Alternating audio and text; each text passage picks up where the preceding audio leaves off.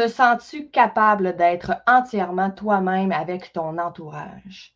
Est-ce que tu sais à quel point tes blessures parlent? Ça va être le sujet du podcast d'aujourd'hui avec le docteur Jean-Guy Rochefort, un psychologue clinicien.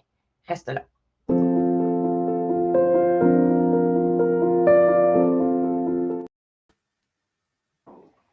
Jean-Guy, bonjour. Salut, ça va bien? Ça va très bien, toi? Oui, ça va bien. Alors, merci d'avoir accepté de venir nous parler des blessures psychologiques. Alors, ça, c'est ton tout dernier Ouais. livre, Le guide pour comprendre et soigner les blessures invisibles. Je trouve ça super intéressant parce qu'effectivement, la santé mentale, c'est des blessures qui ne sont pas visibles à l'œil nu et on a souvent tendance à peut-être diminuer l'impact que ça peut avoir sur un comportement, sur une personne. Et j'aimerais ça que tu nous expliques, en fait, justement, à quel point ça peut impacter une vie d'avoir des blessures psychologiques. En fait, les blessures psychologiques, il y a les blessures du quotidien, puis il y a les blessures qui viennent de notre enfance. Dans le livre, j'aborde les deux aspects qui sont quand même des considérations qui sont différentes parce que les blessures du quotidien vont être différentes d'une personne à l'autre. Pour un même événement, quelqu'un peut se sentir plus blessé qu'une autre personne. Maintenant, les blessures de l'enfance, ça, c'est une autre chose. On va parler d'abandon, de rejet, de trahison, d'injustice. C'est des blessures qui sont plus profondes à l'intérieur de l'individu. Puis, dépendant de comment est-ce que la personne compose avec ces éléments-là, ça se peut qu'elle va développer soit de l'anxiété, de l'angoisse, quelque chose au niveau de l'humeur ou de la dépression ou des enjeux de personnalité. Puis là, c'est ça qui paraît quand la personne vient consulter. Ça va être ces symptômes-là qui vont paraître, qui vont nous amener à aller regarder les blessures qui ont amené ces problèmes de santé mentale-là. Et là, il faut quand même être prudent parce que l'anxiété, la dépression, c'est un problème de santé mentale qui est malheureusement de plus en plus fréquent en 2025 et dans les dernières années. Mais il faut quand même être prudent pour ne pas s'auto-diagnostiquer à être anxieux ou dépressif et aller soi-même essayer de se diagnostiquer, si on veut, encore une fois, la blessure qu'on a. Mais est-ce qu'on peut quand même avoir des indices sur quel type de blessure, de trahison, rejet, abandon on peut avoir? C'est sûr qu'on ne s'auto-diagnostique pas. Puis maintenant, avec pas les réseaux sociaux, mais Internet, il y a toutes sortes d'autotests, il y a toutes sortes de façons que les gens vont aller lire sur les sujets, puis ils vont peut-être s'identifier à différents problèmes de santé mentale. Puis après ça, ils vont penser qu'ils ont tel ou tel problème. Mais c'est pas si simple que ça, là. OK? Puis, ne serait-ce qu'au niveau de l'anxiété puis de l'angoisse, les gens ne distinguent pas bien ces deux concepts-là, alors que c'est très différent. Hein? Quelqu'un qui fait de l'angoisse, il y a des symptômes très physiques de nausées, d'étourdissement, de serrement de poitrine, de palpitations cardiaques. Là, on est dans l'angoisse. Puis l'angoisse, c'est une peur extrême. Alors, c'est une émotion. Quand on est dans l'anxiété, on est dans les pensées, on est dans le cognitif. Puis là, la personne, à partir de ses pensées, va faire des scénarios catastrophiques, va s'inquiéter, etc. Alors, même au niveau du traitement, on n'est même pas à la même place. Puis là, c'est très galvaudé l'anxiété, hein, parce que il y a plein de monde qui, dans leur langage quotidien, vont dire constamment « je suis anxieux, je suis anxieuse, ça me stresse ». Il y a des gens qui parlent toujours de ça. C'est comme devenu eux autres d'être des anxieux. Mais on n'est pas nécessairement anxieux pour toutes les situations. Par exemple, quelqu'un qui aurait un trouble d'anxiété généralisée, ça, c'est des gens qui s'inquiètent de façon excessive. Les gens qui s'inquiètent de façon excessive, ils ne s'inquiètent pas pour tous les aspects de leur vie tout le temps. Ils ont des périodes de la vie où ils s'inquiètent plus que d'autres, puis il y a des périodes d'accalmie où ça va beaucoup mieux. OK? Fait qu'il faut faire très attention de s'auto-diagnostiquer, puis après ça, s'en aller sur l'idée que « Ah, je suis un anxieux ». Même que je dirais, sans trop m'étendre, là, je dirais que le cerveau distingue pas bien l'anxiété, l'angoisse, les inquiétudes, l'insécurité, la nervosité. Le cerveau, il va tout enregistrer ça comme de l'anxiété. Il va activer une partie du cerveau comme si c'était de l'anxiété, puis il va donner une réponse à ça. Puis souvent, quand les gens viennent me voir, ben, je leur explique cette notion-là parce qu'il faut qu'ils comprennent que ce qu'ils ont de spécifique, c'est là-dessus qu'on va travailler, pas sur les autres aspects. Alors, effectivement, l'autodiagnostic, très, très délicat d'aller là. Et dis-moi ce que tu en penses, Jean-Guy, mais en même temps, sans être dans le déni, je trouve ça important de ne pas s'étiqueter parce qu'on a tendance justement à dire je fais de l'anxiété, je suis anxieux, je suis dépressif, je suis ci. Et c'est comme si on se pose justement l'étiquette et au fil du temps, au fil des répétitions, c'est comme si on s'attribuait ce mot-là ou le diagnostic à notre personnalité. C'est ça. En oubliant que l'anxiété, c'est pas nous. C'est un comportement, c'est un ressenti, une émotion qu'on a, mais c'est pas notre personnalité, comme si on ne pourra jamais s'en débarrasser. Ben, c'est ça, c'est parce qu'il y a des gens qui deviennent le symptôme. Alors, ils ne sont plus d'autre chose que le symptôme. Mais là, le symptôme, c'est un aspect de soi, puis c'est un mécanisme, il ne faut pas l'oublier, là. Si je suis souvent en train de m'inquiéter pour toutes sortes de situations, c'est un mécanisme que j'ai mis en place parce que je pensais que c'était bon de m'inquiéter. Je pensais que c'était quelque chose d'utile de le faire, mais ce n'est pas moi comme personne, ça. OK? Puis à un moment donné, en se détachant de ce comportement-là ou de ce symptôme-là, c'est là que je vais commencer à aller mieux parce que je vais attribuer mes interventions à ce comportement-là qui est peut-être, entre guillemets, pathologique, hein, qui est peut-être anormal. Puis, en ayant un suivi avec quelqu'un qui fait de l'intervention, ça va m'aider à prendre du recul pour voir que je suis beaucoup d'autres choses que ce comportement ou ce symptôme-là, effectivement.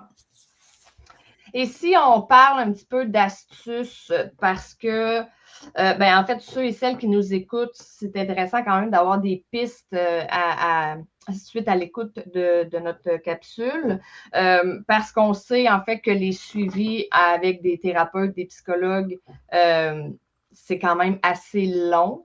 Parce qu'il y a beaucoup de demandes, il y a beaucoup, parfois c'est monétaire, parfois c'est simplement sur la liste d'attente. Quelqu'un qui, sans mettre de mots précis, qui émotionnellement se sent un petit peu lourd ou qui ressent une émotion quelconque, quelles seraient les premières pistes qu'il pourrait effectuer pour aller au moins s'alléger le temps de pouvoir voir un professionnel? Ce qu'il faut toujours regarder, c'est est-ce que les symptômes que j'ai, les comportements que j'ai, est-ce qu'ils ont un impact fonctionnel dans ma vie? Ça, c'est toujours cet aspect-là qui est le plus important. Quand j'ai des impacts fonctionnels, que ce soit au niveau de mon travail, au niveau de ma vie personnelle, dans mes relations, même intra-personnelles, excusez-moi, c'est là qu'on va commencer à parler de quelqu'un qui a des problèmes qui peut nécessiter une aide extérieure. Alors, quand je me regarde, est-ce que ce que je suis en train de vivre me dépasse et a un impact fonctionnel dans ma vie? C'est ça le plus important. Alors, mais en même temps... Oui? Oui, je m'excuse. Mais je veux juste aller spécifier parce qu'en même temps, à quel point on peut s'en rendre compte qu'on a un certain problème d'anxiété, de peu importe de quel problème de santé mentale, autrement que si ça a un impact dans notre vie. Tu sais, si ça n'a aucun impact dans mon propre ressentiment ou dans mon quotidien avec mon entourage, la personne ne s'en rendra jamais compte. Fait assurément, quelqu'un qui va consulter, c'est parce que ça l'impacte quelque chose dans sa vie. Oui, ça ne veut pas dire que l'impact qu'elle pense qu'il y a, c'est vraiment un impact important. Parfait. C'est sa perception à elle de la situation. Puis, parce que il ne faut pas oublier que chez les gens, il y a des gens qui ont besoin de beaucoup de contrôle dans leur vie. Alors, les gens qui ont besoin de toujours avoir une réponse, de toujours avoir comme une raison, une explication à tout ce qui se passe, bien, eux, dès qu'il va avoir un impact sur lequel ils n'ont pas le contrôle, bien, là, ça va les déranger. Mais ça ne veut pas dire que le problème est si important que ça.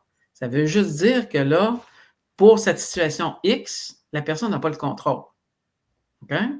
On va voir ça, entre autres, chez les personnes plus âgées ou les personnes qui vont prendre leur retraite, là, puis qui vont venir consulter à un moment donné parce que toute leur vie au travail, puis un peu partout, ça a toujours bien été. Puis là, ils arrivent à une période de leur vie où là, ils s'en vont, entre guillemets, à la retraite. Mais s'en aller à la retraite, c'est quelque chose qui se prépare. Ça veut juste dire que c'est un changement de style de vie ou de but ou d'orientation dans ma vie. Ça veut juste dire ça, être à la retraite, là. OK? Quelqu'un qui ne fait plus rien, puis qui est assis dans la maison, puis qui attend, puis qui voit les heures passer, c'est pas ça une retraite, là. Une retraite, c'est juste un changement de vie, puis je me donne peut-être plus de temps pour profiter du moment présent, etc. OK? Mais là, j'en ai qui se présentent en consultation 6 mois après avoir pris leur retraite du gouvernement ou d'une job, puis là, ils font de l'angoisse 24 heures sur 24. C'est juste que là, ils ont l'impression que, premièrement, ils n'ont pas assez préparé leur étape de retraite en réfléchissant sur qu'est-ce que je vais faire pendant ces périodes-là, puis quel but je vais avoir. Il y a beaucoup de gens qui sont très, très occupés à la retraite, là. Plus quasiment que pendant qu'ils travaillaient. OK? Alors, c'est juste une histoire de perception, puis de comment j'organise ma vie, puis que si je suis trop dans le contrôle de tout vouloir comprendre, puis de tout savoir tout le temps, là, ça va commencer à aller pas bien. Un jour ou l'autre dans ma vie, ça va commencer à aller pas bien. Ne serait-ce que par la maladie, ne serait-ce que par un problème de santé physique, je n'ai pas le contrôle quand ça arrive. Puis là, si j'ai toujours dans ma vie tout organisé pour tout comprendre et tout contrôler, bien là, quand arrive cet événement-là, là arrive de l'angoisse, puis arrive beaucoup d'anxiété, puis là, je n'ai pas le contrôle sur la situation. Puis je vais mieux m'en sortir si je suis plus en contact avec mes émotions que si je suis toujours dans le contrôle. Fait que c'est sûr que moi, les gens qui viennent me voir, j'essaie de les aider à être plus à l'écoute de ce qui se passe à l'intérieur d'eux, puis être plus en contact avec leurs émotions. Parce que par les émotions, on réussit à évacuer le trop-plein, évacuer les tensions internes qui se passent à l'intérieur. Puis quand arrivent des défis, des choses nouvelles, bien, je suis capable de faire face, puis d'utiliser mes ressources, puis me dire, je vais aller trouver des solutions. OK? Fait que, dans le fond, les gens qui sont plus dans leurs émotions vont vivre une meilleure vie que les gens qui se sont habitués à vouloir tout comprendre, à avoir le contrôle de tout. Il faut faire attention aussi dans les... en fait, c'est un peu ce qui est populaire depuis quelques années, c'est le fait de tout remettre sur le dos de l'autre. Et je pense que quand on décide d'aller consulter pour un problème de santé mentale quelconque, une des premières, pas la première, mais une des premières étapes, c'est d'être capable de faire preuve d'humilité. Ouais. D'être capable de prendre sa propre responsabilité de ce qui nous revient, puis de ne pas dire « je suis anxieuse à cause de telle personne Ouais. ». Et quels sont les quelques petits trucs que quelqu'un qui en vit en ce moment, qui n'a malheureusement pas de thérapeute à sa portée, qu'est-ce qu'il pourrait faire pour essayer de s'alléger un petit peu? OK. Bien, quand on parle de quelqu'un qui a tendance à mettre la responsabilité sur autrui, là, on aborde plus des gens qui ont des enjeux de personnalité.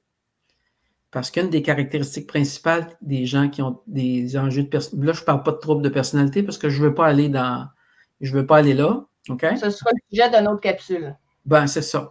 Mais quand on parle d'enjeux de personnalité, ça veut dire des gens qui ont tendance à avoir certains schémas, dans leur comportement, dans leur relation avec les autres, puis qui ont des difficultés à prendre du recul, puis à se juger eux-mêmes, à s'évaluer, à avoir une autocritique vis-à-vis eux-mêmes.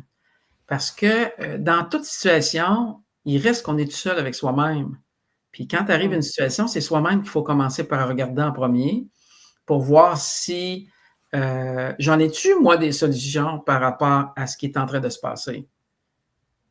Puis si je me regarde moi, mais c'est sûr que dans toute situation de vie où il y a du conflit, où il y a de la mésentente, où il y a des inconforts dans les relations, j'ai une part de responsabilité. C'est impossible que la responsabilité soit sur l'autre uniquement. Ouais.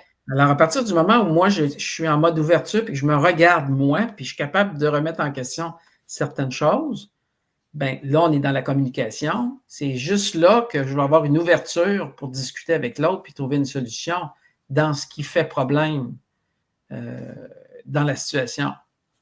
Dans le livre, j'ai une bonne partie qui parle de communication saine et bienveillante avec tous les trucs de comment avoir une bonne communication, comment parler au jeu, parce que ça a l'air simple, parler au jeu. On entend parler partout de parler au jeu. Puis les gens, ils se mettent à dire je, mais ils ne parlent pas au jeu. OK? Fait que les gens, sans s'en apercevoir, ils pensent que parce qu'ils parlent au jeu, ils ne sont pas en train d'accuser l'autre. Mais je pourrais être en train de parler au jeu, puis d'accuser. Ben oui. Si je te dis, je trouve que tu te ramasses jamais, ben, je suis pas mal en train de t'accuser. J'ai parlé au jeu. C'est exactement ça. OK? Fait que il y a peut-être le tiers du livre qui parle puis de l'importance des mots dans le livre. Oui, on parle de blessures, mais on parle des mots qui sont dits, les mots qui sont non dits et les mots qu'on se dit à soi-même. C'est assez incroyable de voir le discours intérieur que je pourrais avoir avec moi-même et les choses que je me dis. Qui n'a pas entendu des gens se dire « Ah, je suis donc bien niaiseux. » C'est ça que j'ai pensé. Ben oui, mais c'est un discours intérieur, ça. Puis, les gens, ils ne pensent pas que le cerveau m'entend. C'est que quand je suis en train de me parler puis d'avoir un discours, il y a une partie de mon cerveau qui entend ce discours-là, puis qu'à un moment donné, la croyance qu'il y a d'enregistrer dans mon cerveau, elle vient du discours intérieur que j'ai. Alors, c'est comme ça que tranquillement, je vais bâtir mon estime et ma confiance en moi à partir de ce discours intérieur-là. Alors, c'est toutes des choses. Quand tu te dis des mots comme ça, ton cerveau va venir à croire que c'est vrai? Oui. C'est ça? Oui. Okay. Oui, puis il va réagir en fonction de ça. C'est pour ça qu'il fait qu'il n'est pas capable, le cerveau, parce que moi, je dis souvent, je m'excuse, Jean-Guy, je te coupe parce que je pense que j'ai 40 questions à te poser. Oui, c'est correct. Le cerveau, puis je l'ai souvent dit dans des vidéos, dans des entrevues que j'ai faites avec vous, les auteurs, le cerveau est tellement intelligent, puis en même temps, je le trouve tellement niaiseux, parce que si je me répète « Ah, je suis donc bien niaiseuse », il vient à le croire. Qu'est-ce qui fait qu'il n'y a pas une autre partie qui est assez forte pour lui dire « Wow, ça, c'est pas vrai, il ne faut pas que tu crois ça », pour qu'on réussisse justement à se libérer. C'est ça, c'est que le cerveau n'est pas si intelligent que ça parce qu'il est beaucoup comme un ordinateur. Donc, il enregistre des messages, puis il se fait des réponses automatiques en fonction des parties du cerveau qui est stimulée par les informations que je lui donne. Alors, il y a des parties du cerveau spécifiques au type de message que j'envoie. Par exemple, si j'ai peur de plein de choses dans la vie, bien, le centre de la peur va être activé. Puis si le centre de la peur du cerveau est activé, il va réagir par rapport à cette action-là de peur. Okay. Souvent, les gens qui vivent de l'angoisse, parce que le centre de la peur est activé dans le cerveau. Alors, moi, je dis souvent à mes clients, le cerveau est moins intelligent que vous pensez parce qu'il n'est pas capable de qualifier. Il est capable d'entendre, mais la capacité de qualifier les informations, ça fait en sorte que le cerveau devrait normalement dire « ça, c'est pas important, ça, c'est important, Ça, je l'utiliserai dans telle situation. Il ne fait pas ça, le cerveau. OK? Fait que le cerveau, il va répéter des choses, puis il va mettre en place des mêmes mécanismes. Super intéressant. Jean-Guy, j'aurais, comme je viens de le mentionner, encore une tonne de questions qu'on va garder pour d'autres capsules ensemble. Merci d'avoir pris ce temps-là avec nous. Je remonte ton tout dernier, blessures psychologiques. Donc, le guide pour comprendre et soigner les blessures invisibles. Alors, Jean-Guy, psychologue clinicien, merci énormément. Ça m'a fait plaisir. Et merci à tous ceux et celles qui nous ont écoutés aujourd'hui.